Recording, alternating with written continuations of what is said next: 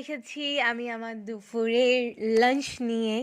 আজকে আমার লাঞ্চে একটা স্পেশাল জিনিস আছে যেটা পরেই দেখতে পারবে। এখন তো আমি ঘি দিয়ে ভাত মেখে ফুলকপি দিয়ে খাচ্ছিলাম, আলু সিদ্ধ ছিল, ওদিকে বড়া ভাজাও ছিল। লাঞ্চের কালকে স্পেশাল ছিল চিংড়ি মাছের মালাইকারি। দেখতেই পাচ্ছ মা একদম বেশি করে, আমি যেহেতু ভালোবাসি তাই জন্য বেশি করে আমাকে দিয়ে দিচ্ছিল যে তুই খা সব, তোর জন্যেই করেছি, এরকম বলতে বলতে আমি তো ভালো করে মজা দিয়ে যাও আমার প্রবলেম নেই এই বলে আমি বেশি করে মাখিয়ে তরিজুত করে চিংড়ি মাছের মালাইকারি দিয়ে দুপুরের লাঞ্চটা সারলাম। লাঞ্চটা আমার কালকে খুব হেভি হয়ে গেছিলো, কারণ পরে আর রাত্রির অবধি আমার খিদে পাইনি।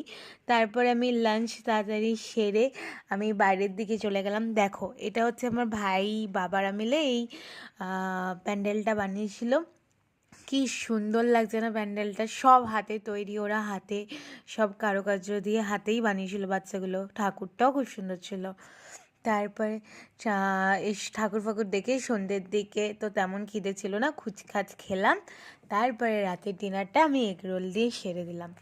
এগরোল অনেক দিন ভাবছিলাম, আর রুটি ফুটি ভাত ফাত খাওয়ার মতন সত্যিই জায়গা ছিল না, তাই একটা রোল দিয়ে এলাম থাক আজকে ডিনারটা কমপ্লিট করা যাক। তোমাদের যদি আমার এই খাওয়ার ছোটোখাটো ভিডিওগুলো ভালো লেগে থাকে তাহলে লাইক করে দিও, আর সাবস্ক্রাইব করতে ভুলো না যেন।